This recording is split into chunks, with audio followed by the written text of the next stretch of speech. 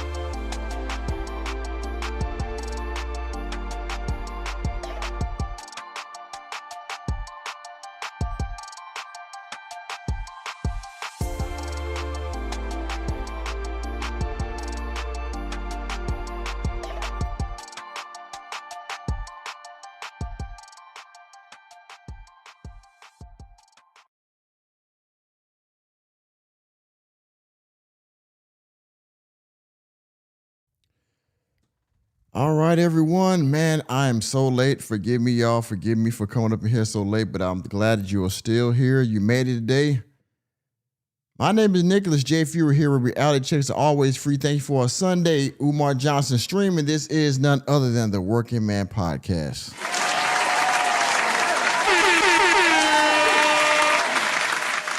Yes, indeedy. Yes, indeedy, y'all. How is everybody doing? I hope that your Sunday, your weekend was well. I hope everyone. Mine was pretty good. Chilling as I always do from a long work week and things of that nature. So I've been pretty much chilling. So I decided tonight to do a stream. Well, tonight, my time anyway. I decided to do a stream today. And so we're going to get into this. And then probably tomorrow, there's another stream I want to do because he went live at the airport coming from, I believe it was Boston or somewhere he was from. But he did like a half-hour live stream. He was checking chats. And, of course, he was giving the dates and things like that where it's going to be and all those kind of things. So that's what we're going to do today. Today, we're going to review some Umar Johnson stuff. Well, the one video in particular. And then we might get into some more later. Okay? So how am I looking? Am I looking pretty good here? Oh, XR Pro Services up in here. Yes, indeed. Okay, we got William Smart up in here. Moderators in the chat. Let's go. Now, again, hopefully everybody will show up. I know y'all been waiting, so I do apologize. With that being said, to get the housekeeping out of the way, if you want to donate, if you want to contribute to the channel, non-monetarily, you can do so by, of course, hitting the like button. And if you're new to the channel, you hit Ninja Watch, and of course, you hit the subscribe button and that wonderful notification bell.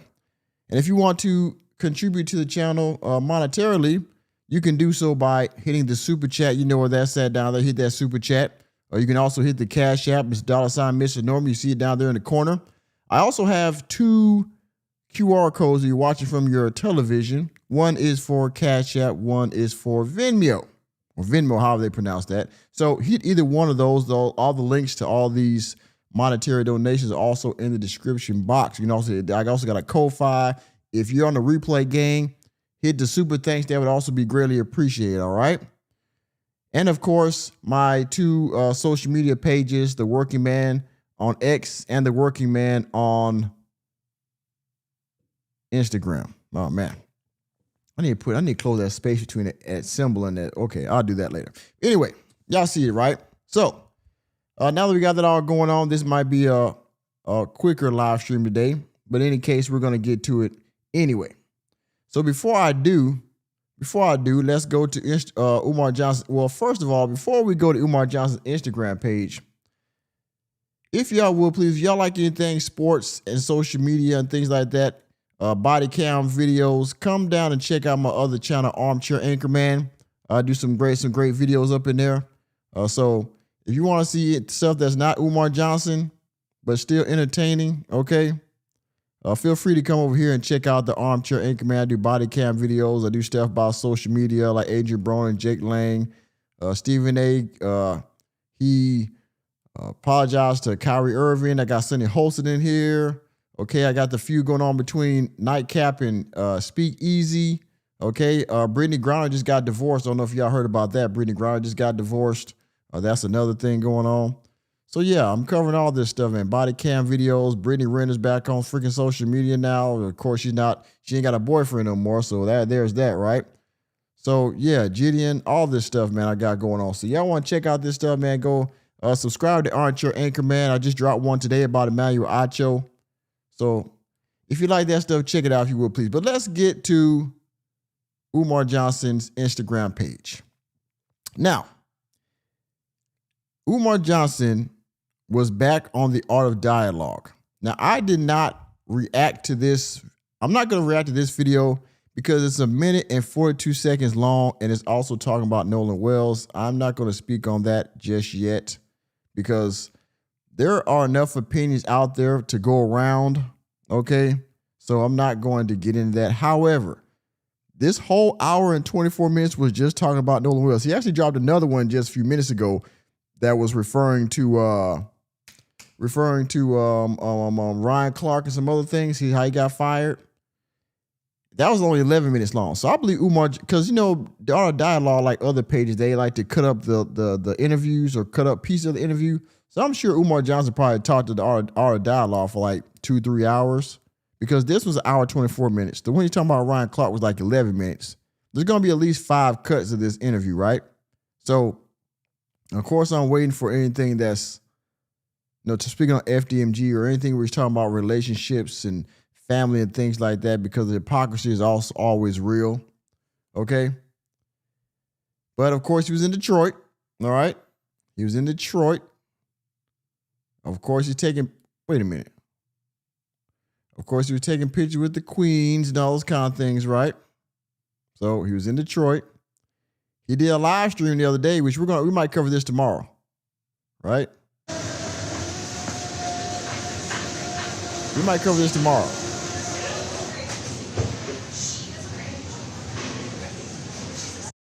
Now, he was on his way to Detroit, I believe, doing this particular stream. This is about a half-hour stream. I might cover this tomorrow if y'all want to tune in. Y'all let me know down in the comment section you want me to check this out. But in any case, yeah. And, of course, he's posting more stuff about the cases and things like that. I don't know what's up with this. Who is this? Griffin. He was last seen on... Aisha Griffin. Okay, I don't know where that was at. He's talking about black boys in Germany. I don't know what's going on with this. I guess we have some people get unlived in Germany. I don't know anything about that. I'm actually in Germany. But anyway.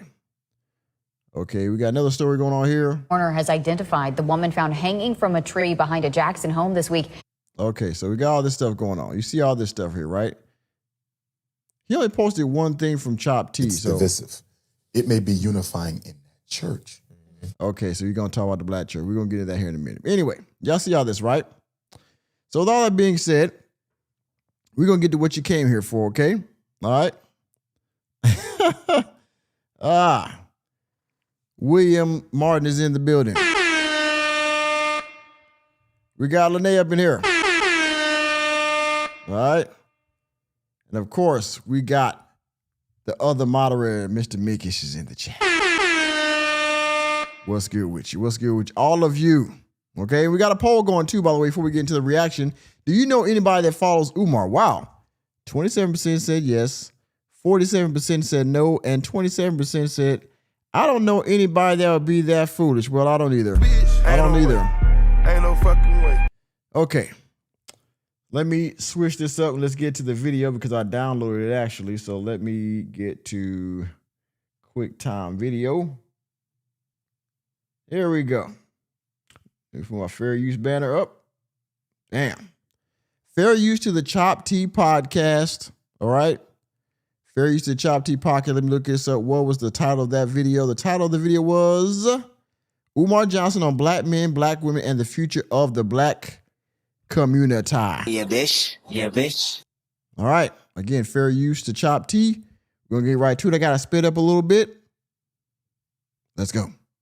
What's up? What's up? This is the Chop T podcast where we get real, raw, authentic conversation. Oh, by the way, for you, I got my CIA water right here, my water and cranberry juice, and I got my Black Power coffee. So we're gonna get it going. All right, let's continue. I'm your host T. And to the right and left of me, we have Brittany and Rashawn. How are you guys doing? Great, how are you? I'm doing well. And of course, last but definitely not least, we have the man himself, Dr. Umar. How are you feeling, Doc? Peace and Pan-Africanism. Shout out to Black Tennessee. One love. Come on now. I want to get right into it. I want to talk about mission and purpose, Dr. Umar. So with that being said, every mission demands a sacrifice. What has your mission cost you personally up until this point in your life? What has my mission cost me personally? It's kind of difficult to answer because I've been in my mission since childhood, as opposed to coming into it later in life and being able to compare this part of my life with the previous. So since this has been life since 9 years old, I would say that I believe that had it not been for the mission, I may have been married sooner because I would not have to judge or study women from the perspective of a leader or an activist. I could just judge or study a prospective mate from the perspective of what I feel I need in my life. Okay, so we start off with the bullshit already. Bitch, All right, ain't now. no way. Ain't no fucking way. So because you're an activist now, you have to. Yes. No cream. Okay, no cream. We don't do. This is not. How would I put this? This is not. Oh man, we got a donation already. Let's go. Glazed by T, King of the MR Tardians. Enterprise Entertainment has showed up with our first donation. He said, glazed by T, King of the Umar Tardians. Let him cook. Yes, well, 1 minute. I'm gracious, but I'm not content. Yes, this is not, and by the way, William Smart, this is not Snow Bunny coffee. This is Black Power coffee. This is not Snow Bunny blend. Okay, thank you. Whereas I can't, let's take the Frederick Douglass Marcus Garvey Academy. When I date, I'm not just Oh yeah, sorry about that. I had a point I was going to make till the donation came in. So you're going to judge women now because you're an activist and how they can help you in this in the mission, if you will, instead of just being what you need personally. Like you're some kind of like big willy businessman, okay? You're some kind of big willy businessman to where you have to now judge women extra because of the movement and not what you need personally as a man, right? I mean, here we go. looking at her from my vantage point. I'm looking at her from the parents of my students' vantage point. Mm-hmm. When the mothers walk into the school and see her as the female face, what do they say? Right. When my boys look at her in the school, what do they say? So it ain't about me no more. By the way, how he looks at women when it comes to FDMG and his movement of Pan-Africanism is the same way to me that people will look at the first lady of a church, right? You represent me and you represent the church, so therefore I have to, you have to be a certain way. You have to have a certain mindset. You have to have a certain posture and things like that when it comes to me and my movement, right? It's the same thing in the church. The first lady represents the feminine side of, the ministry, right? So she has to be basically second in command from the husband for the church. The same thing with Umar Johnson. So you look at this differently because you are in the movement rather than, foolishness. More. And because of that, I think I would have definitely been married sooner. I have to be extra careful now, maybe too careful, which is why that's kind of slowed down. Time is the biggest sacrifice. I've sacrificed a lot of my time. I don't regret it at all. But a lot of my time, when I look at all the years of traveling and flying and speaking, for example, I've been to Nashville maybe about 5 times, right? And I've never fully seen Nashville. Yesterday, I was in Detroit. I've been to Detroit probably about 2 or 3 dozen times. And yesterday I went on my first tour. Yeah. So even though I visit all these cities around the world, I never get to enjoy them because it's about the work. I enjoy the work, don't get me wrong. But that personal time you sacrifice. So I mean, if I was going state to state and getting you know, getting PayPals and getting, you know, free shoes and getting, you know, pictures from the queens and, you know, like that one video the other day I did where he was out basically canvassing this festival, getting free shit. You know, I was like, well, hey, you know, where can I get this shirt? And, you know, let me get this Black Power jewelry and, you know, let me get this painting for my sexy office and things like that. You know, if you're basically vacationing while you're, as you would say, doing the work, right? So you don't have to see everywhere. I mean, you're just one person. You can't see all of any state anyway. But your speaking engagements are basically, you know, humongous glaze sessions where you get free gifts and trinkets and you get to take pictures with all these women and people follow you like, you know, they would follow, you know, I don't know, the Kool-Aid man, right? So, I mean, what are we talking about here? So, definitely time, marriage. Your life goes so fast when you're activist, when you live on the road. Privacy, you sacrifice your privacy. Like, I don't think I have any secrets. It's hard to keep there's in my nothing. bed. I don't know anything about myself that's not known. Especially somebody as polarizing as you. No, this ninja didn't. He said, I don't know anything about me that's not known. Well, you know it's not. No, we don't know where we really, really don't know. Where is the school? Okay? You know something that we don't know? What did you spend all this money on? You know something that we don't know? How were you able to take care of your mother and do all this traveling at the same damn time? Bitch, ain't no way. Huh? Ain't no fucking way. These things that we don't know that are actually very important. You know, when's the last time you filed taxes? Yeah, bitch. Yeah, bitch. When's the last time you paid child support? Yeah, bitch. Yeah, bitch. These are things that we like. Well, my bad, because he was in court a month ago. I don't know what happened with, what was the ending with that. But okay, things that we don't know about Umar. A lot of things we don't know about you, actually, Umar, that are very important. You wouldn't even, I mean, and I'll text you about this too, because I got a lot of this stuff. Like a lot of people digging in my life. People found out my personal number and everything when I had you. And this is what I tell women when I date. Okay. My female hostesses, when they host an event. So let's say you bringing me to Chattanooga, you bringing me to Nashville, he bringing me to Knoxville. I always tell the host, don't use your own phone number. Yeah. Don't use your own email. Because I didn't know people can find out who you are and where you live through your email address. I don't know if y'all know this. Wow. That's why you got to be careful about who you give your email to and who you give your number to. They can search your life from a phone number and an email. Umar Johnson, are you telling me that you didn't know that people can look you up by your phone number? I mean, you didn't know that?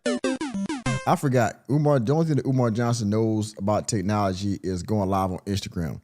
He don't know anything else but that. So, yeah. And I only learned this because of the YouTube and struggle streamer haters. Yeah. How they was invading the privacy of my lady host. So I always tell the host, don't create a new email, create a new number, don't use your legal name. You have to come up with an African name for my events. You will never tell them what your real name is. You follow what I'm saying? They will dig all into your business. It's just the nature of social media. And I didn't warn him about this. And even when I date, right? Because I run into women who feel the need to let the world know we're dating. I say, I want you to know the risk of this. Because if the haters ever get your name, they're going to run you through it. Oh, yeah. They're going to find out your kids' names, what your mama did for her living, how many jails your dad been. It's horrible. Yeah. For example, people have said, why don't you share the names of the people who are on the FDMG board with you? And I say, you know why? They have families and careers. Yeah. If I Wait a minute. Okay, Umar, you're telling me that there's an FDMG board? Nick, you're stupid. There's an FDMG board? Wait. There's an FDMG board. There's an FDMG board, y'all. I don't know who's on the board. Me, myself, and I. I mean, I got a board too in that case. You know what I mean? What are we talking about here? You know, I got a production company here. It's called Me, Myself, and I, right? When I don't do it, myself does it, or I do it, right? It's like, what are we talking about? I mean, share who they are, their lives will be ruined because they still work for white people. You're right. These haters I got, if I had a career, like if I worked for someone, they would have destroyed it. Oh, yeah. These people have written to the IRS, the FBI, the State Department of Pennsylvania, State Department of Delaware, Attorney General of Delaware, Attorney General of Pennsylvania. I've been audited by the IRS. Yes, all because of hate. They've written to the governor, the lieutenant governor, the city council president, the mayor. Yes. My haters are just as passionate as my supporters. In the opposite direction. When I put my personal I go out of my way to protect the identity of people. Because I know what follows me. And that's why when I date women, I'm like, don't bring that on yourself unnecessarily. If they find out about us, let them find out not because you out there bragging, because I'm telling you, these people won't stop at nothing. I put my personal number out. And this is one of the unfortunate side effects of social media. It has created a space and a sector of trolls whose sole purpose in life, because they don't have one, to destroy somebody else's. Absolutely. You feel me? There's people out here who will troll you to destroy you because they're so miserable with their own life. I mean, Umar, welcome to fucking social media. What are you talking about? Nick, you're stupid. Welcome to social media. I mean, people are going to, love, hate, all those kind of things, right? But you specifically, sir, are strafing the black community for now what? Some people say $2, some people say $3 million, right? So, I mean, we're not hating on you. We're bringing awareness to FDMG, this fanciful school, this make-believe school called FDMG that's been running for since 2019 now, and now it is August of 2026. What are you, haters. We're haters for bringing awareness to this, 10, almost 15, 12, 15 year freaking, you can call it a scam, you can call it a freaking, a figment of his imagination, you can call it a grift, whatever you want to call it. It hasn't come to fruition, and you have made a mockery of Pan-Africanism and the red, black, and green flag, people that are activists. Your name makes a mockery of all of this. So you got to be careful. These two women beside me, and I've told them both. Oh, by the way, the poll, do you know anyone that follows Umar Johnson? 20% said yes, 52% said no, and 28% said, I don't know anyone that foolish. Continue to vote in the poll, everybody. Whoa, part 3 is posted. Sorry, Umar. Part 3 is posted. Sorry, Umar Tardians, a moist exposed. Oh, part 3 is what are you talking about?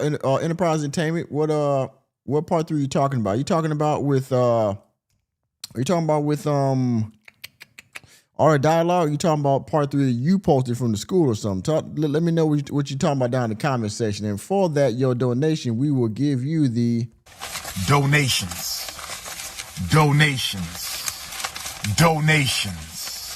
Oh, by the way, chat. Let's try to make sure the Enterprise Entertainment is not the only individual here showing love, to the Working Man Podcast. Y'all want to hit this super chat? Hit the Cash App. Please feel free to do so. But at the very least, make sure you hit the like button because it's free. All right. Let's continue. Individually, that they are some of the most talented people that I've ever met, right? And it's unfortunate because what social media has led to that I see with both of them is like moments where they'll kind of lay off and it's like just completely disappear. And it's stifling their creativity. It's like, no, you're creative. You By the way, I don't know who the young lady here is in the black, but I mean,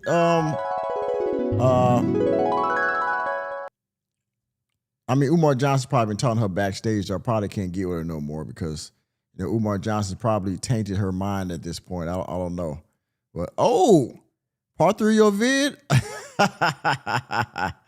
Hey, I'll tell you what. If you post this, if it's posted today, we definitely going live tomorrow. Check this out. Is it a short or is it a long form? Let me know. Okay, let me know how if it's a short or if it's a long form, like 10 minutes or so video. Okay, because if it's either way, we're gonna play it. But I like to break it down if it's longer than a short. So let me know. Let's continue. should make the world laugh. You should show people your creativity, but because of social media, it falls off. And I just think that's so disheartening, Well, I will tell you this. Hold on a second. Hold on. I got to show some love to somebody up in here. Let me check something real quick, y'all. I don't want to take your time, but hold on 1 second. Hold on 1 second here. Okay, we got Chastity Lee up here. I got to show love to the ladies in the Working Man. All right. Mentor's Angel, how you doing up in here? Enterprise Entertainment. Oh, man, he said 17 to 18 minutes. Oh, my goodness. Where's you? Thank you, sir. We definitely going to react to that. We definitely going to react to that, sir. Yes, we are going to react to that. Most definitely. Let me see here. Well, Sweet DJ, you in here? I think I might have missed you. Let me pop back up in the chat if you in here, Sweet DJ. I got to shout you out. So let me know when you hit me in the chat real quick. Post some of these clips. Go crazy. Because you're two attractive women who nobody never seen around me before. You're going to get all the attention you want after this. He ain't lying. For good and for bad. Just don't ever use your full name anywhere. Oh, God. Don't tell people exactly where anything that where you work, your kids. Something. Don't do that. Yeah. Keep it general. Yeah. You might even want to start going by a name other than your legal. Yeah. To protect your identity. Wow. Oh, I learned that from the first show. I'll tell you that. Make sure your phone number and your email, you have a separate one for business. Nobody should be hearing your first and last name. I'm telling you, not after the day. Yeah. Doc, you should. Rolling day, y'all. I should have said Using your first name. Yeah. Video ain't freezing up. Y'all a little protected. Yeah. But I'm saying find another name. Yeah. Y'all going to get all kinds of. The other thing, guard your inbox. Because once this goes. It's already bad. Yeah. Okay, but you're going to get a whole lot more, though. You're going to get a whole lot more friend requests. Start asking people why you want to be my friend. What do you want? What do you want? Oh, my. No, you'll be fine, though. As long as you guard your privacy, you good. I just find in my experience, a lot of sisters who I've worked with, not even dated, just worked with, they were not particular about their privacy, and it cost them. Yeah. Too loose with them. You know what I mean? Be careful about sharing. So where do you work? You don't got a job. No. Oh, by the way, I forgot who said it in the chat, but that Brazil jersey or shirt he got on, that thing is plugging in pretty tight right now. I think Nick, you're stupid. I think he need to lay off the Black Power biscuits or whatever he got going on there. I don't know, the greens with the turkey butts or whatever. He needs to lay off of that because that shirt is getting a little tight around the midsection there. It's all right because I'm going to sweep my page. Yeah. Okay. So at this point, what challenges do you face as a growing leader Challenges of our that Dr. Umar faced. I'll give you a couple. One of the challenges I face, just to be very transparent, is when I take my mother to her doctor's appointments. When Black people see me, my supporters, Right. they get kind of animated. Yeah. Okay. Which I can respect, but it becomes dangerous because I'm here for my mother.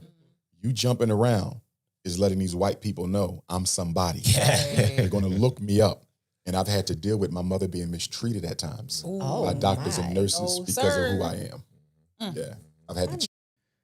Well, your mother being mistreated in a doctor's office could possibly be because of your supporters in the doctor's office getting a little too rambunctious.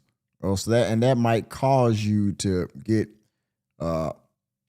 mistreated, if you want to call it, I guess. But no, like Lene saying here, no one sees you, right? Like you're not Denzel Washington, you're not Malcolm X, you're not Idris Elba, you're not any of these people. You're not freaking Obama.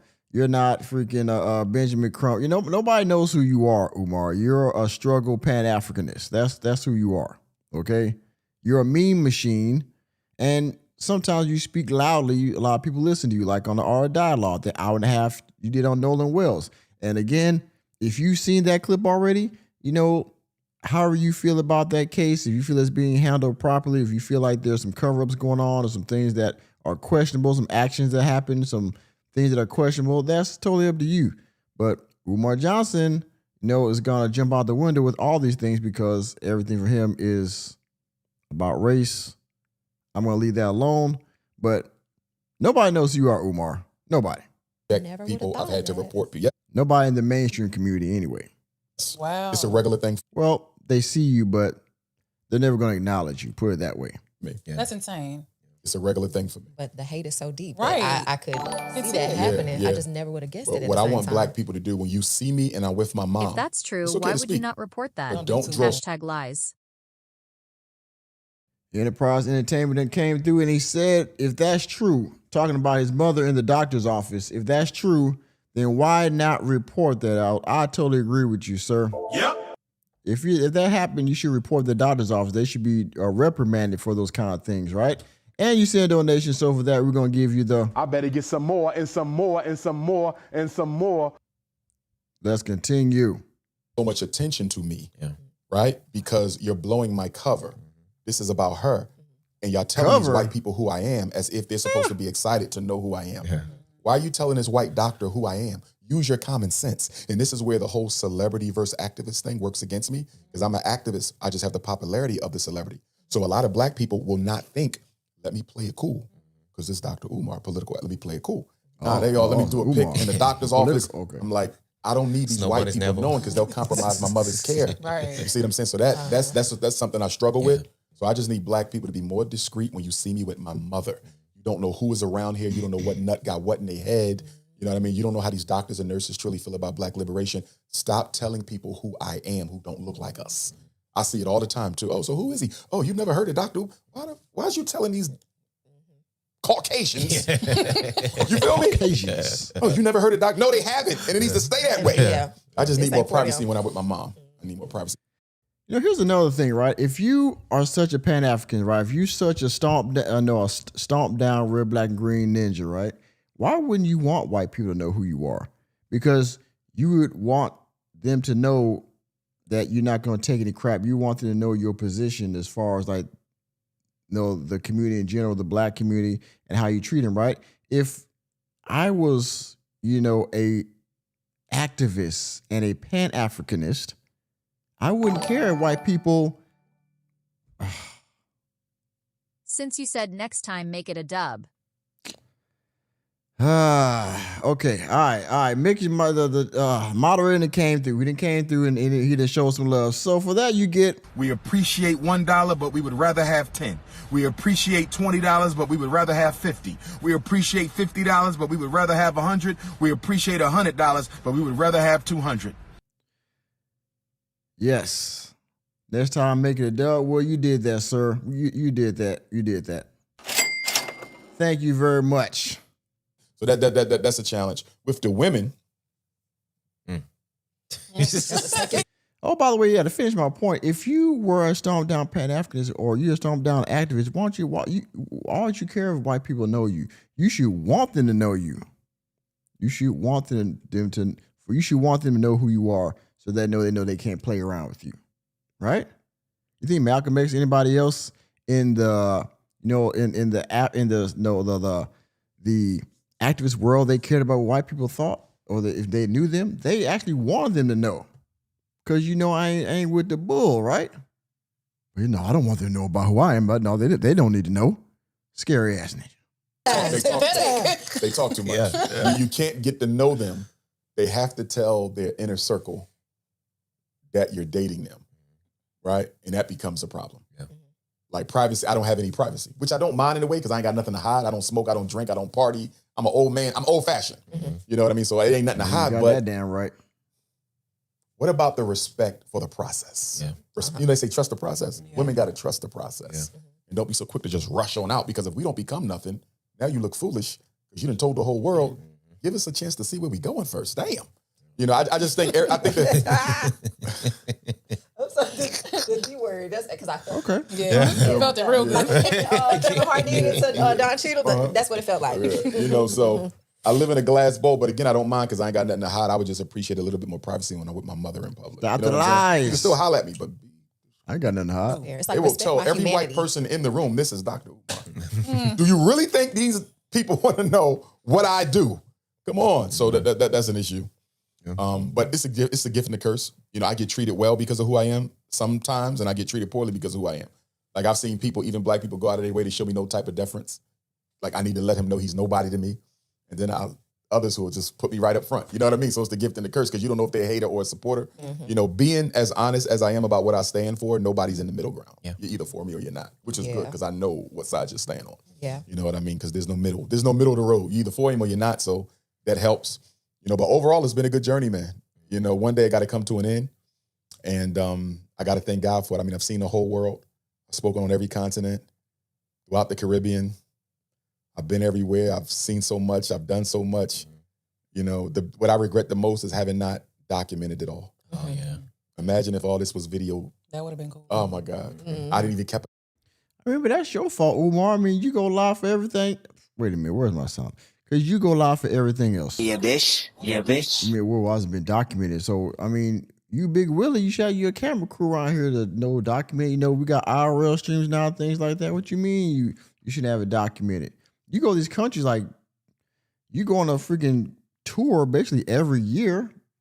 So, I mean, why not just next year, once you hire somebody with that damn FDMG money you got, get you a cameraman to follow you around. You can IRL stuff on Kick or Twitch, something like that. And you can IRL all these speaking engagements and book signings and parent-teacher conferences and, the grand opening, the grand opening of FDMG for the freaking 10th time. All that stuff, right? Nah, that sounds too much like common sense. Diary, that would have been amazing. The 16-year Dr. Umar diary. You should start. Right. I know I keep Not telling too myself late. that and I never start. I know. I need to start. Set a little timer on Sunday evening, Sunday morning, something like just that. Do the week. Just do it. I need to do it. And it's so much. Yeah. Yeah, Mickus, it didn't document it, but he documented every time he with the queens. Yeah, he takes a picture of all the queens and fist bump all the kings, right? He got time to document all that shit, but he ain't got time to document when he doing something that's actually beneficial. No, he doesn't. Nick, you're stupid. No, he ain't got time for that, right? You can fill up in a journal just from 1 week's time. Yeah.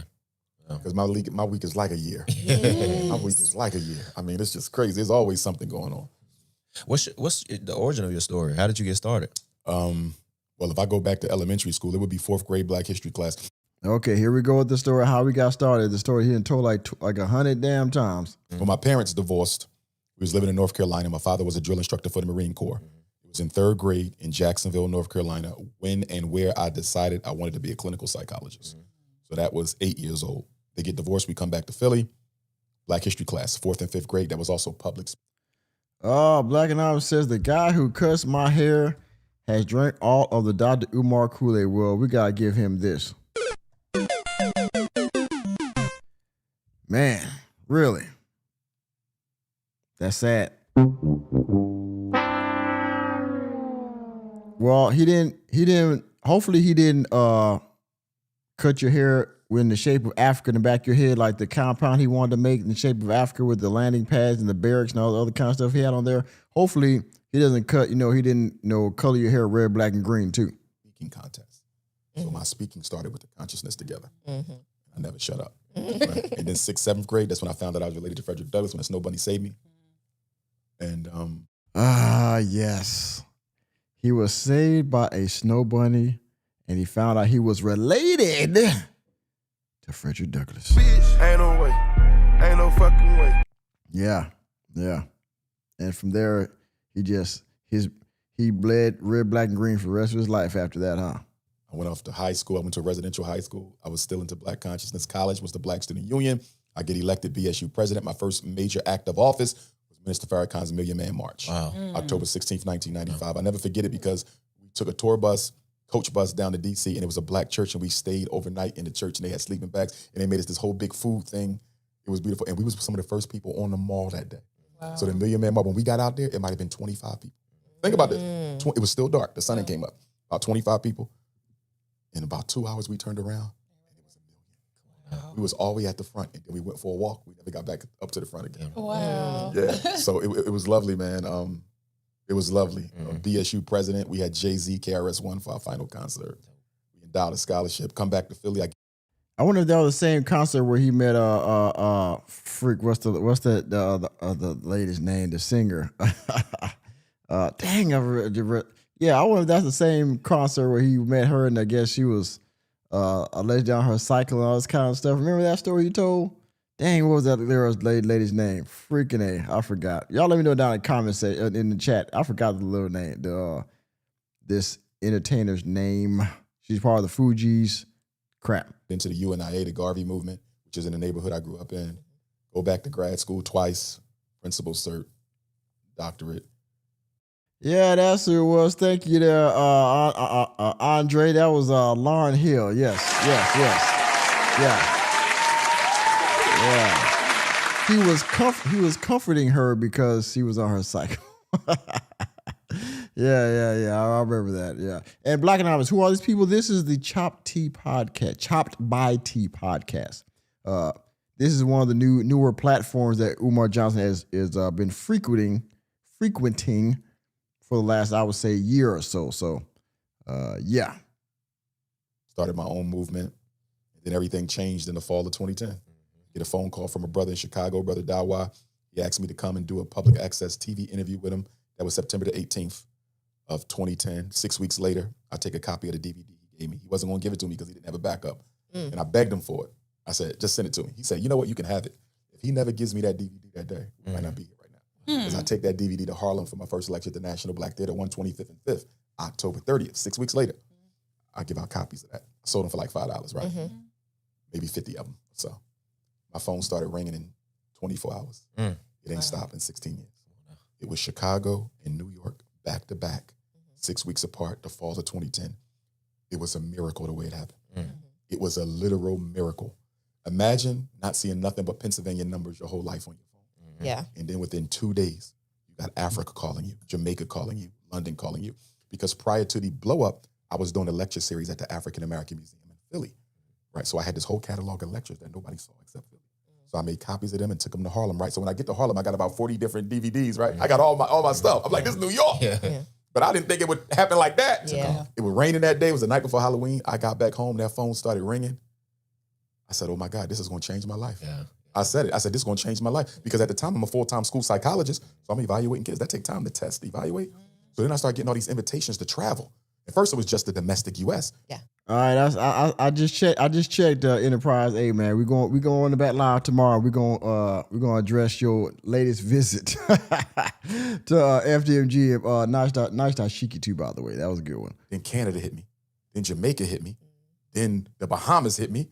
Then London hit me. Then Africa. Then China hit me. I said, oh shit. So then I had to make a decision. Right. You got to give up this speaking, which you love, and stay with the profession, which you love. And this is how you pay your bills. You don't have to give up some of these schools so you can travel. I chose the mission over the profession, and I don't regret it at all because the freedom, what I've experienced in these 16 years, I would never take it back. You know what I mean? I've seen things, conversations, elders, history. I've met legends, heroes, the children of heroes. Just, it has been a miracle. It has really been a miracle. So I'm thankful for it. Just like yesterday, I'm at the Detroit Fest, African World Fest, and everybody just running up, giving me hugs and taking pictures, the elders, the youth, the brothers, the sisters, the couples, and people be like, what keeps you going and motivated? Because you deal with so much negativity on the regular. It's the love, especially from the elders. When somebody old enough to be your grandmother stops you and say, you're the reason I still got faith in my people. You know what I mean? Somebody 70 and 80 be like, you better not stop because I believe in you. That's the battery in my back that keeps me going. Battery in his back, keep him going. It really does happen that quick or that sudden. Just you were prepared and it just happened. Man, when you watch the Michael Jackson movie, saw how he was this, and then the next day he was this. It's real. It's real. Wow. That's what I tell them because these two, like I said earlier, are so talented. They can do something. It's like when it comes, it comes, and it's gonna catch you by surprise. I'm ready. It's gonna catch you by surprise. Your whole life got to change. Like it's just like, what am I doing? Like I'm living out of a suitcase. You know what I mean? But you can't turn it down. You know, you in it because you don't get all them years. I won't be this forever, right? Okay, so I can't turn down the all this money I'm getting. I can't turn down all the love and glaze I get from the ladies. You know, I can't turn down all this admiration and stuff that I get from all the queens and the brothers. You know, and that's what he can't. He don't mind living out of a freaking suitcase because him living out of the hotels is better than him being at home.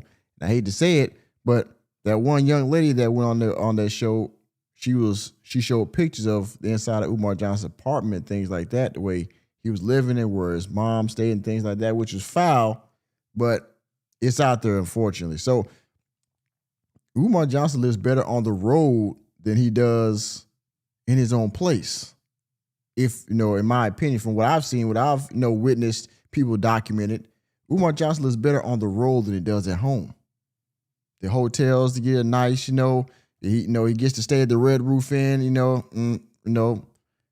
gets to go to room 130. People pay for that kind of stuff, you know what I mean? So, hey,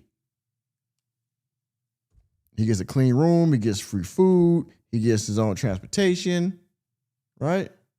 He gets love wherever he goes. People know him. He's usually in these pro-black communities.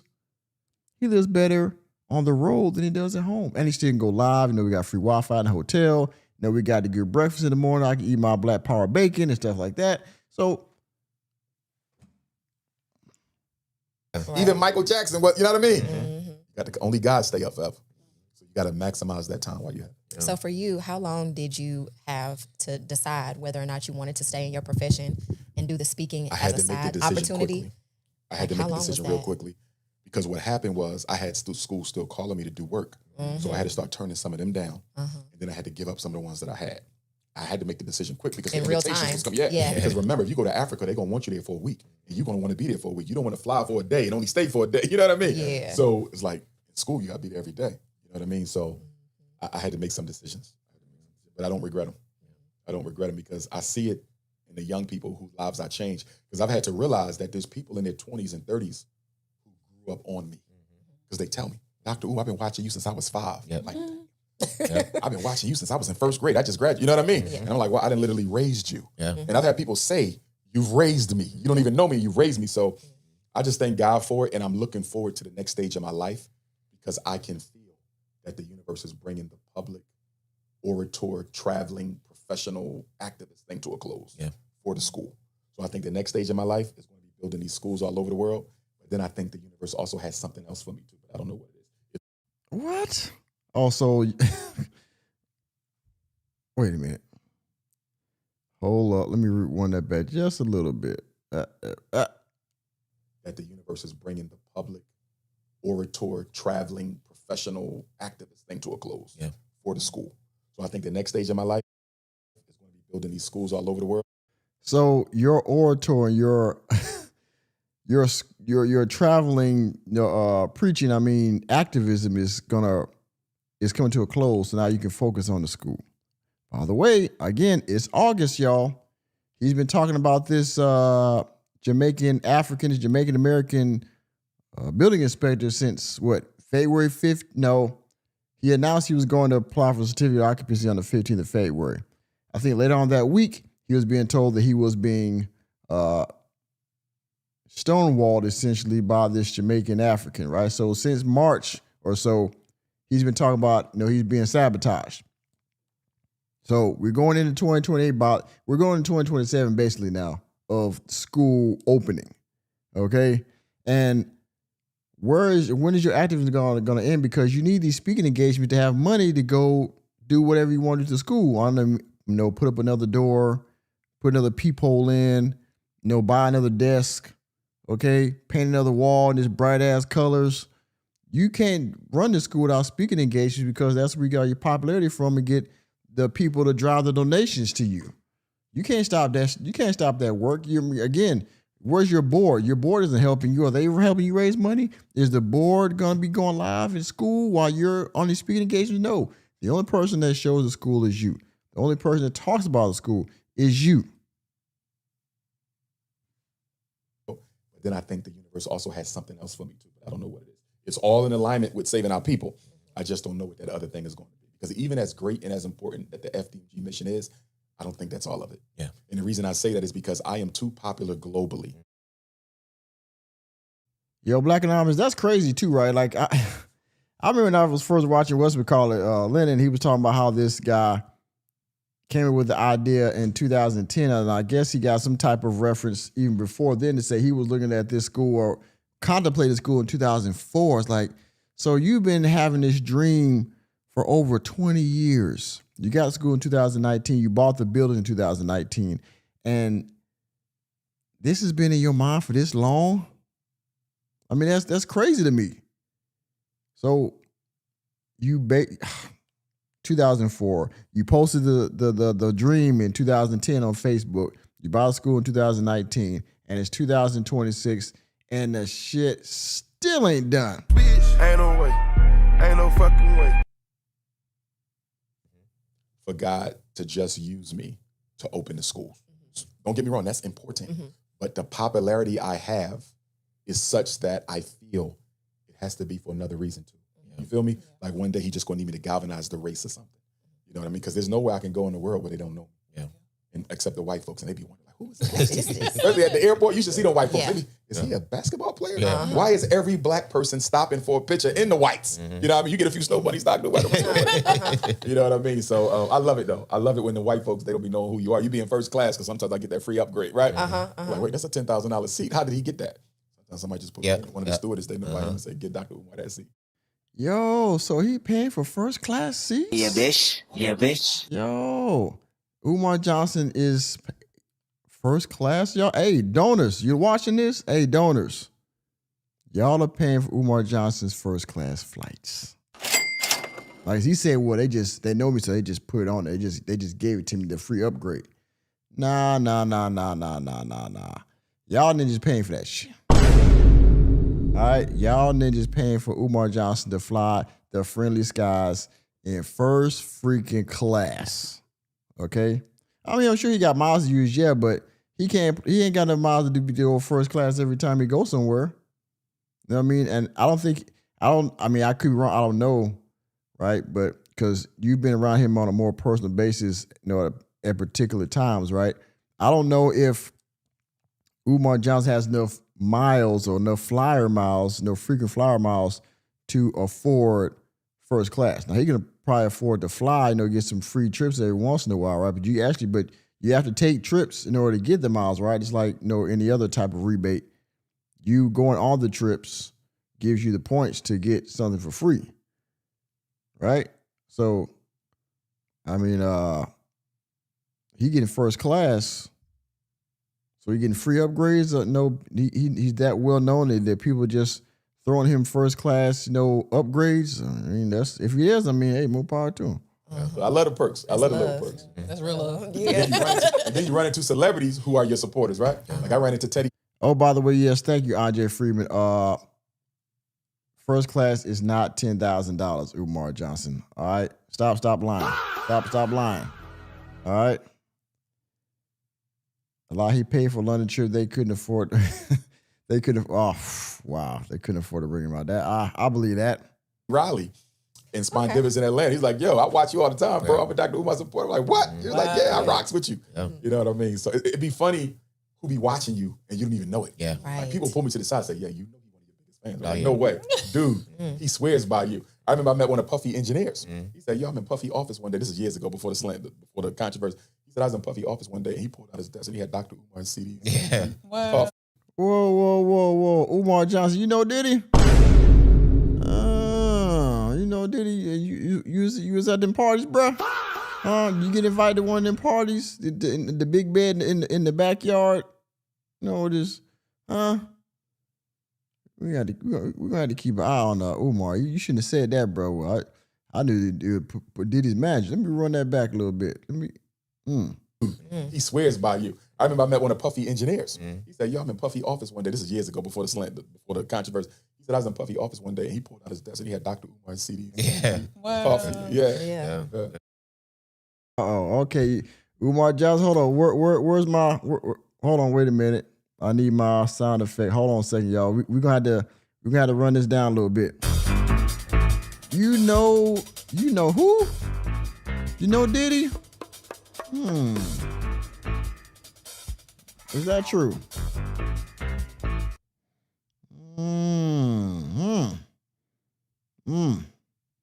Yeah. Does he know the tape? Does he? Because they're in Miami right now.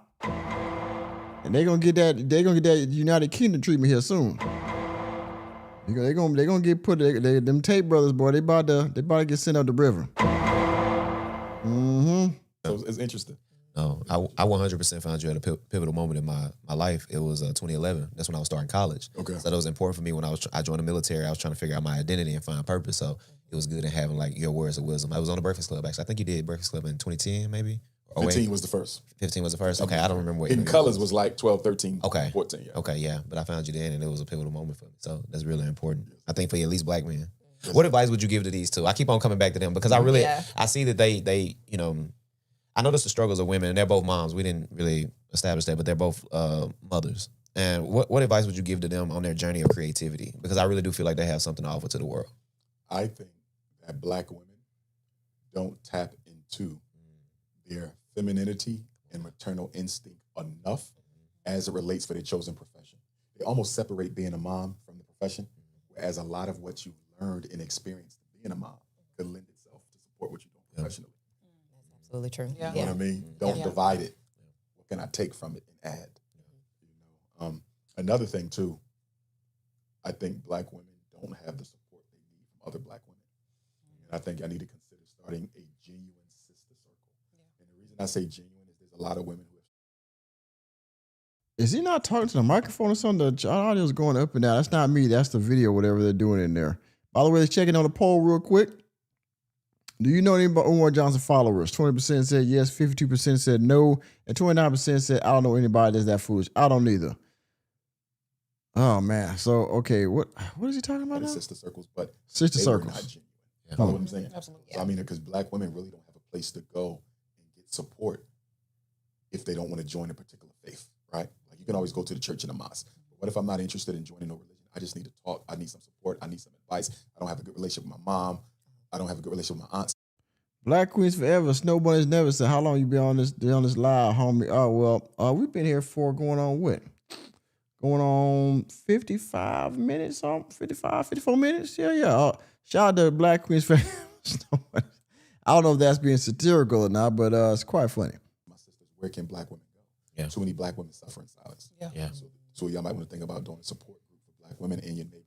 Establish the ground rules, NDAs support group, because people are going to be divulging their inner secrets.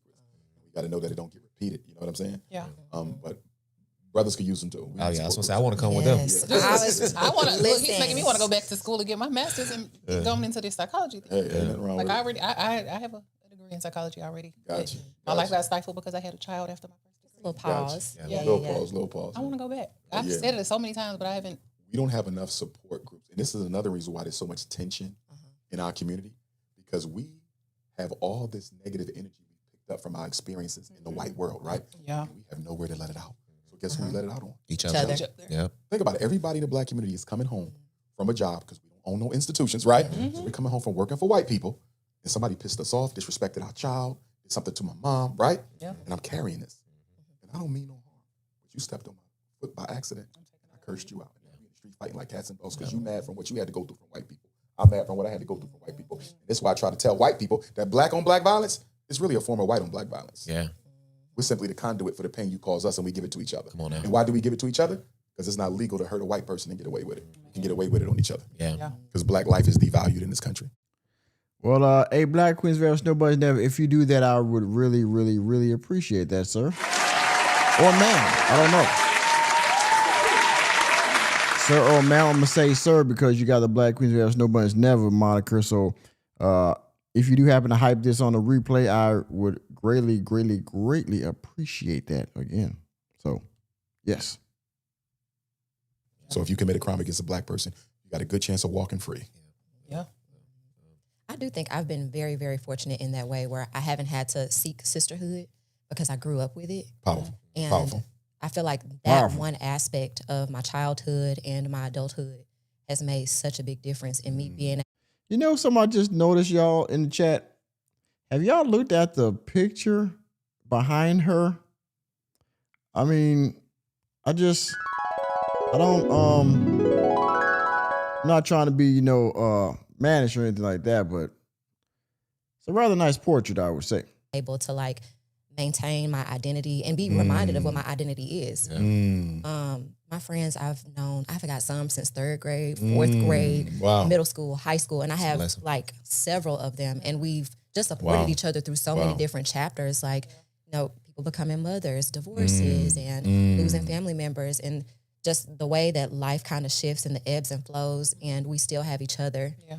And I really, really appreciate that. And I feel like I don't. Well, hey man, I don't think you can hype the live while it's going. I think you gotta wait till the live is over and then you can hype it. That's what I assume. As you probably can't like it right now because live is. I don't think you can do it in real time because you gotta do it on a pre-record, I guess, or after it's live is over and it's been archived into YouTube. That's what I would assume, but I'm not sure. A lot of men who have that sort of brotherhood where they're actually open enough with one another to fully express themselves. And I feel like that lack is why we have so much tension in our relationships too. Yeah. Because treat your brotherhood like a brotherhood. It's just not for fun. It's not just for fun and trips. Talk to your brothers. Yeah. You ain't got a lot of your brothers. They know you. They know you. They see you struggling. They're not going to say nothing. Yeah. And I would add that one I gotta give a shout out to Sweet DJ. I gotta give a special shout out to Sweet DJ. He's now a channel member. Thank you, Sweet DJ, for joining the Working Man Union. All right, and for the rest of you, please, if you would like to donate, again, you can hit the super chat, you can hit the Cashapp, or you can become a channel member like Sweet DJ. All right, she's now a member. I do appreciate her a lot. Thank you very much. Again, consider becoming a member. And again, if you want to donate, there's other ways to donate. And of course, the like button is always free. And if you're here Ninja watching, I would implore you, I would ask you to hit the subscribe button. The reasons why there is a struggle with sisterhood and brotherhood for non-relatives in our community is women consciously and unconsciously are competing for mate amongst a very small population of available men. Yep. Follow me? Yeah. For example, hypothetically, you walk into a room with your man. She's sitting there, she's single. You really like her as a person, but your antenna is up. She looks like the type of woman he kind of likes. You follow me? So you prevented a very nurturing sisterhood with this woman because you was afraid she might take your partner. And so a lot of black women go through that where they need sisterhood but can't get it because the sisters they need to tie in with got men who could be a little free with themselves. You follow what I'm saying? Okay. Let's say you got a girlfriend. She's a victim of domestic abuse. You have an extra room in your home. But your boyfriend, he kind of free with himself. Yeah. And so you force her to stay in that house with that abusive man, right? Because you don't trust her around your boyfriend who you don't already trust yourself. So we have to look at how.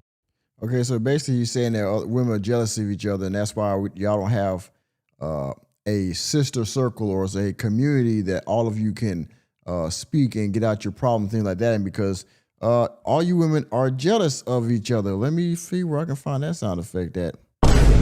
Yeah, so y'all are jealous of each other, basically. So, okay, all right. Goodness. The woman's hunt for a mate erodes the sisterhood. Because let's just be honest. If you ask the average woman, would you rather have a best friend or a husband? She's going to choose a husband. You know, and that's why I think black women one day, and we're going to do this at FDMG, hurry up and give us our certificate of occupancy. But I want to have a black women's conference because there's a lot of things that black women don't like to talk about with each other that I'm going to force y'all to talk about. Yeah. And one of them is the monogamy and the polygamy. I don't have a problem with a black woman being against polygamy, right? But I have a problem with black women saying they're against polygamy, but dating married women's husbands. Oh, yeah. Right. That's See definitely a that? problem. Right. Because some of the same women who will say, Yeah. I'm not sharing my man, Mm-hmm. you're sharing her husband. So which one is it now? Right. Right. Because you're a whole mistress out here. Right. But you run around telling people you don't support plural marriage. But you're going behind his sister's back, sharing her man. Right. Make it make sense. Are you against plural marriage or are you against being caught? Which one is it? Right. You see what I'm saying?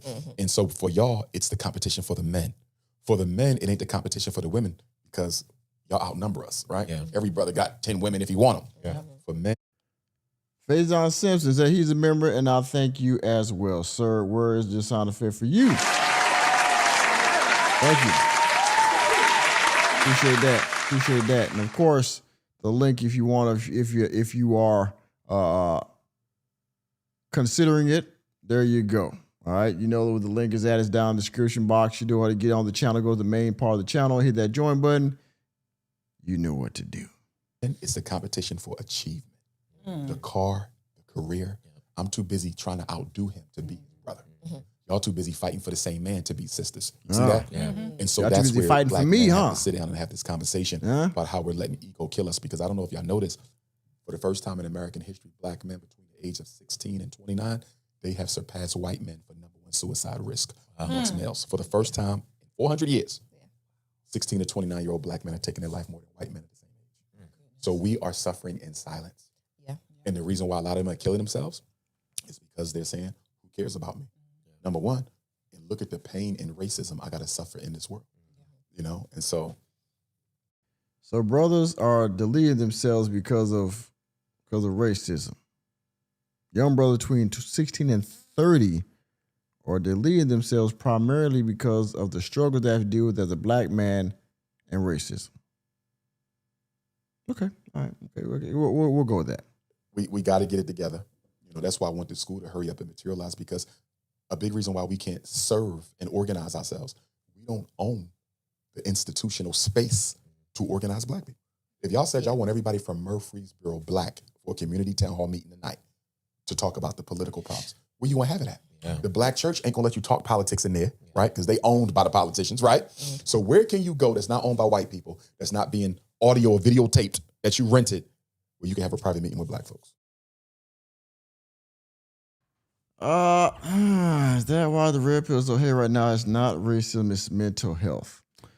That is a broader conversation, I think, of male role models. There's a lot of there's a lot of blame to go around of why this movement is so heavy. And I wouldn't say it's heavy, but because everybody doesn't subscribe to this, because there's some toxicity even in this. So I don't think it's mental health either. I think it's more of who do men follow? Who is their role model? And if they have a lack of masculinity in their household, in their life, well, they're going to gravitate to what the first example of that. And for some people, they watch social media a lot, so it tends to be the red pill.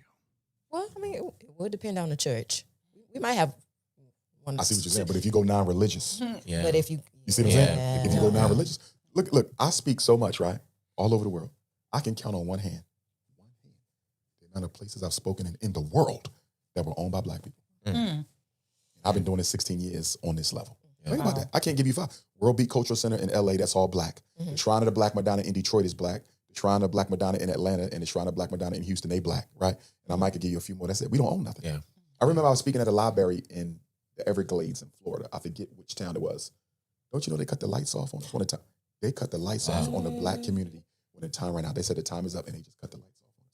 These people are ignorant. This is a public library paid for by tax dollars. You see that? Yeah. I don't think we understand how important it is to have spaces of our own. Yeah. Even when I look at these celebrities, and I'm not going to scapegoat them into being responsible for solving our problems because they're ours, not theirs. Why don't you just build a black community meeting hall in the hometown you grew up in, right? Yeah. Jay-Z, build a black community town hall for Brooklyn. LeBron, do one for Akron, because we don't have spaces to organize. Yeah. How are you going to organize people without spaces and privacy? We don't have it. Look at China, Asian this, Asian that, Jewish this, Jewish that, Latino this, Latino that. But you have black, where we can come together and talk and discuss our issues without a certain religion being forced on you. We don't have it. Yeah. But with FDMG, we would have it. We have it Certain FDMG, religion okay. in a lot of ways has been corrupted in some ways when it comes to white people. It's allowed for us to, essentially believe in certain beliefs or even in some cases divisive. So it's like we're fighting it from both ways as well. Yeah, and that's because we picked up the Arab, as far as Islam is concerned, and the European, as far as Christianity is concerned, we picked up their cultural method of recruiting people into the religion. So with the Arabs and the Caucasians, they believe that if you don't believe what they believe, you're going to hell, right? So it's a gangster type of energy, right? If you're not saved by Jesus, I don't want nothing to do with you. If you didn't take your shahada, declare Muhammad was the last prophet, I don't want nothing to do with you. Yeah. That lack of tolerance, to your point, separates black people. Yeah. Religion is not a unifying force. It's divisive. It may be. That's debatable, Umar. That's debatable, okay? Religion isn't set up to be divisive. The religion is set up for people to do better and to treat people right. And yes, if you're going to go by the good book, the King James Version, if you are not a Christian, you're not an outcast per se, but they're going to try to bring you into the fold that way you can be saved. And when you leave this earth, you will go to heaven instead of hell. Okay, to be with, Lucifer and people like that. You repent and you live a righteous life, then you get to go to heaven. And you repent in your last days, or your last dying breath. You make sure that you repent and have the Lord forgive you all your sins. You can go to heaven and be in the pearly gates and be with all of your people. All right? But I don't believe it was meant to be divisive, you're saying. So how is the religion of FDMG going to be? Unifying in that church. But if that pastor is closed-minded about faith and only sees people who believe as he does as being on the right path, how can? But that's how all it is. What are you talking? So you must be just spiritual, because you talk a lot about Jesus all the time and stuff like that. You pray and all those kind of things, but at the same time, you're saying religion is divisive. I got a problem with that, because you yourself are divisive. And here's the other thing: what religion out there that doesn't have a higher power, that doesn't say believe in this or follow these principles, or you're out of line with the world or with your creator? What religion doesn't speak about that in some shape, form, or fashion? This is the way to do things. Whether you're a Christian, whether you're Muslim, Catholic, Buddhist, like whatever. What, I don't understand. You bring black people together. Think about it. We got Muslims, we got Christians, we got Jehovah's Witnesses, we got Seventh-day Adventists, we got Moors, Hebrews, Nawapians, Guys and Earths, Nation of Islam. You follow what I'm saying? Yeah. We are so spiritually diverse that if you stand up and say, if you haven't accepted Christ, I can't work with you, do you know what you just did? Cut off a lot of people. Split the community 20 ways. You see what I'm saying? So my problem ain't with the church or with the mosque. It's with certain leaders in the church and the mosque who feel it's my way or the highway. If you open, we good. But when you close it, we bad. But if you read the good, what? So you're basically going against all the religions then, because they're all like that. What religion isn't closed off to people that don't believe in what that religion is? Okay. I tell people all the time, the reason why the Honorable Marcus Garvey was the most successful black leader in terms of mass organization we've ever seen is because he never put a religion on his movement. Yeah. It was for all black people. Christian, you can come, but this is not Christianity. Muslim, you can come, but this is not Islam. And I think because Garvey had the wisdom to know that if you put any religion on this movement, you automatically ostracize the others. And I think that's why he was able to build a 13 million man organization without no internet, no airplane. What do you think the next step is for our generation? What do you think our purpose is for people like us who are now coming into age? What should we do in regards to mobilizing and organizing? I'm going to say this. One of the things, I don't want to say worry, I'm going to say bother. One of the things that bothers me the most about Black America right now, I'm seeing a growing divide between the youth and the adults. Not even the elders, just the adults. Yeah. We are about to completely lose our young people for one reason. We have nothing to offer them. Oh, wow. Okay. If I'm a Jewish kid and I need a job, I don't have to leave the Jewish community to get one. If I'm a Mexican kid and I need a scholarship, I don't have to leave the Mexican community to get it. If I'm a Black kid and I need anything, I have to leave my community to get it. Yeah. You see that? Yeah. And our children living in this thirsty, materialistic society, when they look at the community, they're not looking at culture and shared value and history. They're looking at us and they're saying, what do my people do for me? And the answer is nothing. Well, Umar, your generation is probably to blame for that, right? Because you didn't hand anything. I mean, what have you handed down to your daughters? I mean, you haven't handed out anything. Have you handed out any wisdom or anything like that to the youth besides, Marcus Garvey quotes and outdated information that has to do with, the school to prison pipeline and, therapy and things like that? What have you handed down? If we don't start serving the youth, they're going to serve the white man and helping them destroy us. There's an African proverb that says, if the youth are not raised by the village, they will burn it down. Yeah. All these flash mobs you see, sooner or later, they're going to start flash mobbing their own neighborhood. They're already flash mobbing their own neighborhood. Have you ever heard of street takeovers, bruh? I mean... Yeah, bitch. Yeah, bitch. Well, let me back that up, because street takeovers are a mixture of different, ethnicity. I can't say they're all Black, children, because this whole thing with, street takeovers and drifting and all those kind of things, these are cultures that are not of the Black community, but they've been incorporated into the Black community, right? But anyway, the youth are already starting to burn down the community, Umar. To fight our own children if we don't get this under control. And this is when I see Black men get upset at Black women for not worshiping them, right? I say real simple, brother. If you a king.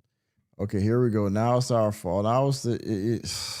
And again, there's enough blame to go around the Black community, men and Black women, okay? But of course, he's always going to somehow lay the problems of the Black community at the feet of Black men. And if he doesn't, when he lays at the feet of Black women, he's doing it in a way to be supportive and no glaze, so we can get more pictures with the queens instead of actually holding accountable, in my opinion, okay? Because, again, his core audience is Black single mothers and things like that because of the school and all that. So, of course, it will mainly, the problems of the ills of the Black community will always, in Umar's mind, I think, will be somehow Black men's fault, because if you lay it on Black women, you're gonna lose your money. where's your kingdom? Right. Black men are not taking responsibility for black boys. Yeah. If we took care of the boys, y'all would love us. If you ain't have to worry about no more ADHD, no more suspensions, no more special ed, no more juvenile detention, no more crime, no more drug selling just from the boys, black women they would say, you know what, leave the brothers alone. At least they got the boys. Right. We're not even taking care of the boys, and we want so they have to deal with being robbed by our sons. I'm saying it's a collective village. Yeah. They have to deal with being robbed by our sons, disrespected by our sons, mobbed, beat up by our sons, and then come home and worship us. Yeah. That doesn't even make no sense. Yeah. You're not even absolving me of responsibility for my sons. Yeah. And I got to fight him and then come worship you. In African culture, the men are responsible for the boys, period. Yeah. Once you turn 12 years old, you ain't your mama no more. You belong to the men of the village. Yeah. That's African culture. You know how that would transform Black America? Crazy. If y'all wouldn't have to worry no more after he turns 12. He's still your son. He's still in your house. But I got him now. Yeah. Until Black men do that, we have no right to ask our women to treat us like him. Are you? Bitch, ain't no way. Ain't no fucking way.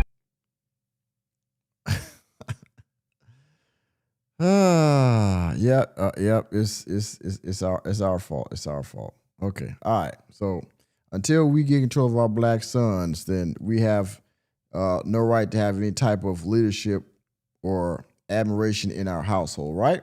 Okay. That's literally what I'm trying to do with my boys right now. Yes, sir. That's why I have them with me. I'm trying to do that right now. And you're right. I mean, the mother of my child respects me at the highest level. I don't get any issues out of her because of how involved I am with my son. Yeah. Take care of the boy. Yeah. I think it's just, but it's the trauma thing that you talked about too. It does get difficult because sometimes we do get pushback from the women. I know good men who get pushed back from women for that. And it's like, I don't have any advice to give them. I don't know what direction to tell them to go in. And I think this is where Black women need to do an assessment. Some Black women. But as a sisterhood, y'all all have to do it because you got to help them do it. Yeah. Too many Black women have been intergenerationally programmed by traumatized Black women to never, ever trust or depend on a Black man. But it's even more complicated, though, when we've been indoctrined that way. And then we have our own experiences. To verify that, and it's not just one bad experience. Yeah. It's like consistently, I keep know, being shown I know. that what I was taught is actually for real. And I didn't want to believe that. But you know what? That makes it harder. Yeah, and when you do stuff like that, like when you do try to lean on the father and stuff like that, because I had a moment with my kids. I'm like, hey, I need you to take them for a minute. I need a minute. And my friend, one of my friends was like, you crazy. I would never leave my kid with their daddy. So you don't think that he could take care of them? I mean, we take care of our children. Why does it always have to be on the mother? Yeah, right. Yeah. I did that. And like literally. Well, that is a good damn question. Somehow, and again, this is more society, I think, overall, because women have been stereotyped to be a better caretaker than the father overall, which, I know a lot of single fathers out there that take care of their children that do a very good job and that co-parent well with the mother, right? So men are more than capable of taking care of their children, but unfortunately, I believe stereotypically, and women have been indoctrinated to believe that they are the best caretaker because they birth the child, when in fact, the father is also very capable of rearing, taking care of, mentoring, giving love, not just discipline, but also love to children. But again, that's the overall thing with society, I believe, when it comes to men and women and the legal system and things like that. But that's a broader conversation. People looked at me like I was crazy. I see nothing wrong with a mother turning the son over to the father, especially when he becomes teenage. Yeah. But see, here's the problem. Some women, to your point, they only use the father as a disciplinarian. Now, I do have to agree with that. Some women only use this father for discipline, and that puts him in a bad light when it comes to the children. Because, well, if you're just here to whoop on me and not actually instill any type of mentorship in me, then you're looked at as a very high level enemy. And you cannot do that, because if that boy doesn't feel that man genuinely loves him, it's child abuse. Yeah. Yep. Anytime a child is punished by any adult anywhere who does not love them, it's child abuse, right? So when you only use the father to be the disciplinarian, you're destroying the relationship between the father and the son. They got to have a bond before he can punish. Yeah. You cannot punish a child who don't know you love him yet. And what happens with a lot of mothers, like you were saying, I'm never going to give him time with his dad until he starts disrespecting me. Now I'm begging the father to take him. Right. Father can't come in like that. Right. Because if he come in like that, he's going to lose his relationship with his son. Right. You made that bed. You got to lie in that. Now, again, this broke clouds right twice a day. If you only call the father when he is, when somebody's out of line and not to actually like, instill some love in a relationship, then yeah.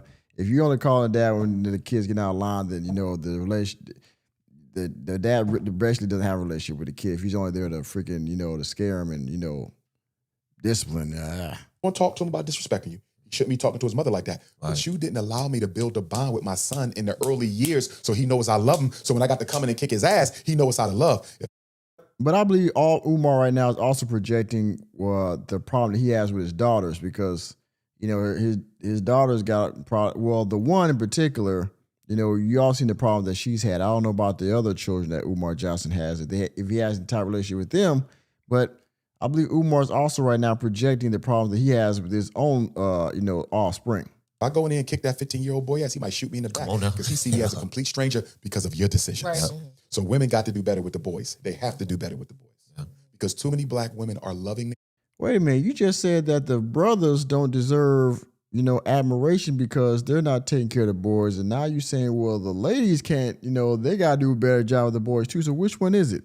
Is it the moms got to do a better job, or the women got to do a better job with the sons, or is it the fathers got to do a better job with the sons? I mean, could it be that maybe they both got to do a better job? Because at first you said this is the men's fault. Now you're saying it's the women's fault. Whose is it? Sons instead of raising them. They're spoiling them so rotten that these boys will be no good for another man's daughter. Because their mother spoiled them. You cannot spoil your son as a woman because he expects every woman to be like his mom. And that's why you got so many grown-ass black men living off of black women. Because their mother role model, this is what a woman is. You're John Lee, you said this is a bullshit title and you're out. Well, sir, or ma'am, I don't know who. John Lee, I assume this is a man, or you identify as a man. Well, thank you for your time, man. Get the fuck out. Okay. I appreciate the time you spent. Thank you for your viewership or however long you stayed here. But your attendance is not required. Footstool. She cooks, she cleans, no. Where is his responsibility? If you don't make him respect you. Oh, just because you wrote all cash doesn't make it louder either. He won't respect another woman in his life. 1,000%. Agreed. That's definitely something that I had to learn along the way. Yeah. Because I had a mother who really did that for me. She poured into me. So I had to learn, don't expect this woman to be your mom. Yes. You know what I mean? Yes. It's like she can't be that, Yes. But I will say it is, I don't know, it's just so many different things pulling at us. It's difficult because it's like, and I think you were kind of getting to that point, Rashawn. It's like, you have the thing that's indoctrinated, you have the evidence to show proof for it, then you have, the mental health aspect of it. I just don't know what to do. And that's why I'm single now. Here's the thing. Because you always get this question, or I always get this question, where is the one thing we could start with? What's the one thing we need to focus on? You can't just focus on one thing. There is no community, village, society, government, or nation, or kingdom that could survive if they only focused on one thing. We don't need to focus on one thing. We need to have one movement. Yeah. That's the problem. In other words, if we have one movement, she's heading up the education department, heading up the economic, she's heading up the political, I'm heading up the spiritual. Hypothetically, it's still one movement with different parts. Right. We need a movement. There's too much going on in Black America for you to say, what's the one thing? Because while you focusing on this one thing, the others are getting worse. You see that? No, it cannot be one thing. Our problems are multimodal, multi-systemic, and the solutions have to be as well. Multimodal and multi-systemic. We don't need to focus on one problem. We need to have one movement that focuses on all the problems together. We don't have any organization. That is our problem. And the reason we don't have no organization, like I said earlier, most Black people in the back of their mind is saying what? If this don't work with these Negroes, I can always go back to the white man. Imagine being in the sea. You're drowning, right? I throw one life preserver out there. It's 10 of us out there. All of us are going to grab that life preserver, and we ain't going to let go. And we're going to learn to get together and work together, even though I hate you. You know why? It's the only life preserver out here. If I don't grab it, we die. The problem with Black America is we see too many imaginary life preservers. See that? We think if this don't work, the white man going to throw me another one. They going to throw me another. As bad as we have it, we still haven't gotten to the point where we don't see any other option but to resist. Think about it. We can still afford to go to the Jay-Z concert. We can still get a house out in the suburb. Yep. We can still eat at a restaurant of choice. We have so many amenities that we have mistaken for true freedom, that it has brainwashed us into thinking we're treated equally to white folks. Yeah. It is. No, Umar. I mean, trust me. I don't think I think most black folks have not forgotten that they're black. Okay, and I think they certainly haven't forgotten that. Well, the predominant society still has control of the United States specifically, and they the world. Okay, so we haven't forgotten about that. But you make it seem like just because they're wealthy that they've forgotten who they are. No, we haven't forgotten who they are.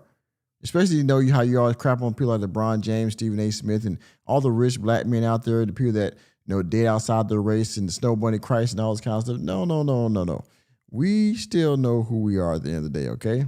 And if it ever comes around, we get reminded of it. Well, it's like, okay, well, I already knew what time it was anyway. The amenities and the conveniences of American society that has black people thinking that you're equal, because we feel that we can shop and buy and educate our way into equality. You cannot shop and buy and educate your way into equality, but we think we can, and it's not working. It's not working at all. But I believe, I'm not certain because only God knows the future. I study a little bit of astrology along with my spirituality, right? And when you look at the universal placements of the planets right now, the universe is screaming out for a radical change of some kind. All the planetary placements.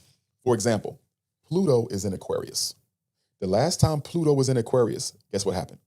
The Haitian Revolution, the American Revolution, the Astrology. French Revolution. Here we go, astrology. See this? We're talking over 200 years ago. 20 years ago. And that ain't the only placement. When I look at the stars, the message I'm getting is God is ready for a black revolution. It don't even have to be militaristic.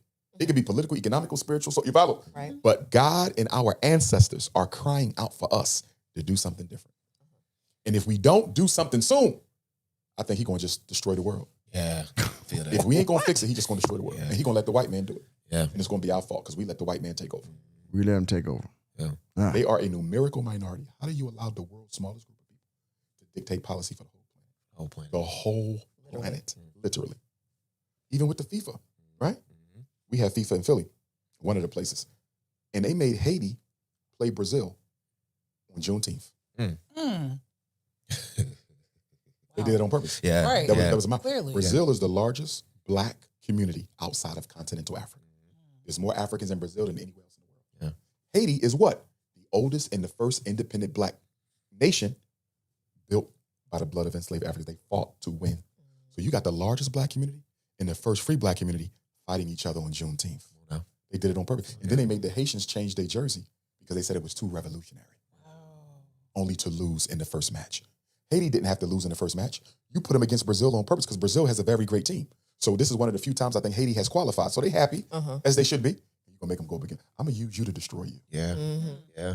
And for the life of me, I wish all the African You know what, Umar, if that's true, man, we need to run back to the Super Bowl when the Panthers played the Patriots. We need to figure out what happened with that freaking fumble with Cam Newton, all right? Because I'm still pissed off about that too, by the way, because I was going for the Panthers that year. I'm a Cam Newton fan myself. So if we're talking sports conspiracy theory, man, we need to run back to that event because that's what I would like to know about. Why he didn't jump on the fumble? That's what I want to know. And the Caribbean teams and the Central and South American teams, why y'all keep going? Y'all get cheated there was at least 10 black teams who got cheated at the World Cup. Blatantly cheated, and we keep going. For what? When South Sudan played LeBron and them in the last Olympics, they beat them. But the referees kept calling fouls at the end of the game. That's how LeBron and them won. South Sudan beat the NBA superstars in the Olympics and got robbed. Why do we keep seeking white validation? Why? Psychologically, we still not free. They took the chains off the body, but never off the brain. Chains remain. That is something to speak about. You just made me think about it. It's like they did manage to control everything. They control it. But some of it's without participation. We don't have to be in the World Cup. We don't have to be in the Olympics. We get cheated every time. Why are we still going? Yeah. Because you want white validation. You think that white trophy is better than the black one. Is there a black one though? Yeah. They have their own football thing in Africa. Right? They need to improve it. It needs to grow. But why not build that up? Why you keep running over here to the white folks for? Yeah. Yeah. And every time you look at the FIFA finals, it's 4 white countries with all black players. Y'all is not sleep. Yeah. I want to, and I don't know if y'all got anything else I want to ask Dr. Umar. Do y'all have anything else I want to ask? Go ahead. My final question to you is when your mission is done and everything is complete, what do you hope exists in the world that doesn't exist today because you dedicated your life to this mission? The one thing I would like to have been eradicated, I don't know if it's possible, but at least on the road to, is that we need an independent, international, black educational system for our children. And that's where Oh, okay. I forgot the pitch of FDMG at the end, of course. Yeah, black independent school system. All right, that's okay. Yeah. Here we go. Focusing on. So you live in Tennessee. If you decide to move to Los Angeles with your children next year, guess what? There's the FDMG in Los Angeles. Yeah. You decide y'all going to Canada. We got an FDMG Toronto. Yeah. A few years later, you say, I want to go live in Ghana for a couple of years. We got an FDMG Ghana. We need a universal school district for our children that teaches them love of self and pride in race. Those are 2 things where black children are lacking because they don't get any type of racial consciousness, which feeds the low self-esteem of black children. And let me tell you how. You have a son or daughter? Daughter. Your daughter, you don't give her no knowledge of self, hypothetically, because I know you do. She's never been taught about blackness, black pride, Africa, Harriet Tubman, Ida B. Wells, Sojourner Truth, nobody, right? She go to school. White girls are calling her names, N-word, picking on her, this and that. If she knew who she was, it could barely affect her. Yeah. But because you gave her nothing, everything they tell her about herself, she believes it. We have to understand how black children's self-esteem, self-worth, self-concept is being destroyed every day because we refuse to tell them about the greatness of who they are. Powerful. And psychologically, 4 years old. By the time a child is 4, this is according to white folks, 4, they know their race and they know how much respect their race gets in the world. Yeah. Think about that. 4. Yeah. Your 4-year-old knows, not only am I black, I know black people get no respect at 4. So imagine how they feel about themselves at 14. Well, thank you. Thank you again. Thank you. It's always good to sit down and speak with you about it. I want to say this, though. Let me throw this in because it just crossed me. One of our black leaders, James Fortin, if you've never heard of him, you might want to look him up. He was part of the founding of the American Abolition Society. Then I believe he was part of the founding of the American Anti-Slavery Society.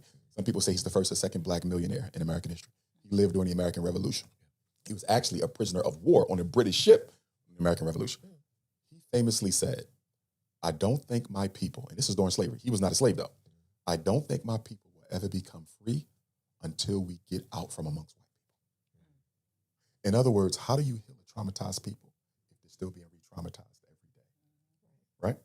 Now, to that end though, America is mostly open land. The middle of America is wide open. If we were really serious, we would either buy one of the 10 to 20 cities for sale in this country, or we would just go get a whole bunch of land and start from scratch and build our own. Every city in America started as a village that got incorporated into a city. That's why every city incorporated 1818, incorporated. Why can't we build some new black Wall Streets? Why? We got the money. We got all the degrees, all the expertise. You know why? We value proximity to whiteness too much. We got the degrees from your degrees. We build the hospital, but are we going to go? Build the bank, are we going to use it? Yeah. See that? And this is why you got to change the way we think, because if you don't change the way we think, you could build Black Wall Street tomorrow and it'll be empty because Negroes don't go. Yeah, facts. That's a fact. Thank you again, Dr. Umar. I appreciate you. Thank you. Listen, this is the Chop About Tea podcast. Raw, authentic conversations. Until next time. Well, if you are still here, thank you very much for your attendance. Thank you. We are now at the end of the show, everyone. Thank you. We saw the Chop Tea podcast, the 2 lovely ladies in here, and this gold teeth glazer right here that decided he wanted to have Umar Johnson on again. Yeah. Black men, black women, it's y'all fault. These boys is wayward. They do all this kind of crazy mess out here. And black men, if you're not helping these boys, you do not deserve admiration from your woman, your wife, your girlfriend, your baby mama, if you're not taking care of these boys and keeping them out of the street eats. Okay? So, let's transition. Again, thank you everybody for your attendance. If you voted in the poll, let's check out this poll. Did you hit the like button? 95% said yes. 5% said no. Y'all are haters. Y'all detractors. And 0% say yes, it might become a member. Hopefully, we can change that one day to, a higher number on the bottom end there if you become a member. Anyway, thank you if you hit the like button. If you became a subscriber, thank you for that. I appreciate your subscription. I hope you hit the like button along with that subscription. And we will come back tomorrow to visit Enterprise Entertainment's new examination of the grounds of FDMG and also Umar Johnson at the airport. We're going to revisit that tomorrow. Again, also consider joining the Armchair Anchorman, my other channel, if you want to see everything that's with Sassy Savannah sent a gift. What's that is? Floating hearts. Well, I do appreciate that. Thank you very much. I'm gracious, but I'm not content. Let's see here. Working man, help me get a link of that. What? You mentioned something earlier. Clip, the talking about astrology. I have proof he stole that talking point from my Twitter thread. What? I have proof he stole it from talking point. I'll give you my email. My email address is in the description. Should be in this. Go to my main channel. Go to this description of my channel. My email address is in there. Please. We're going to help me get a clip of that. I can send me your email and I'll try to clip that up for you. Okay. If you're not able to clip it up for your own self, but yeah, from your Twitter thread. Okay. I would like to see that. Okay.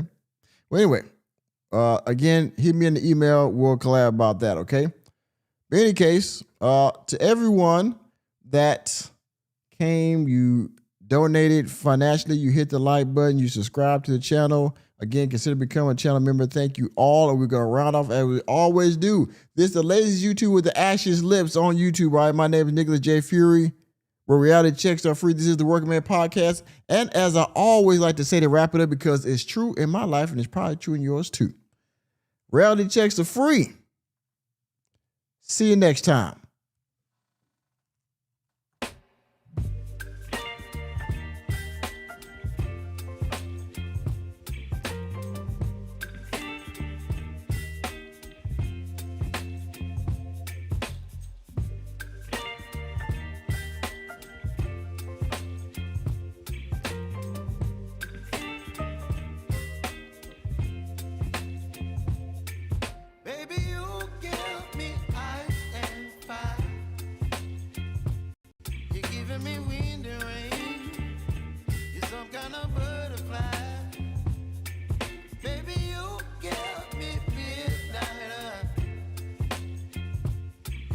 My appetite.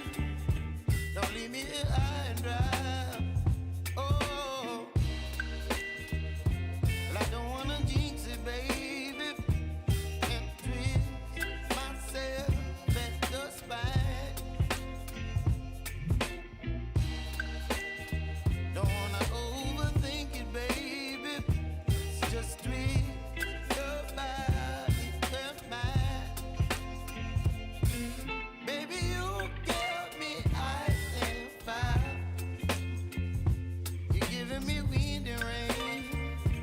You're some kind of butterfly. Baby, you give me midnight. You whip up my appetite. Don't leave me here high and dry. Oh, but I don't wanna jinx it, baby. Not get ahead of my time. Oh, but I don't wanna miss you, baby. So I stand up and speak just my mind. Oh.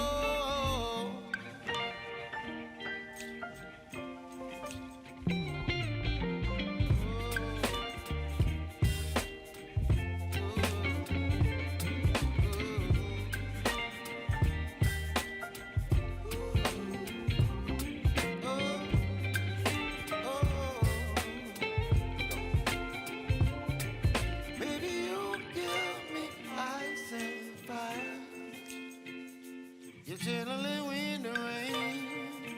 You're some kind of butterfly. Baby, you give me midnight.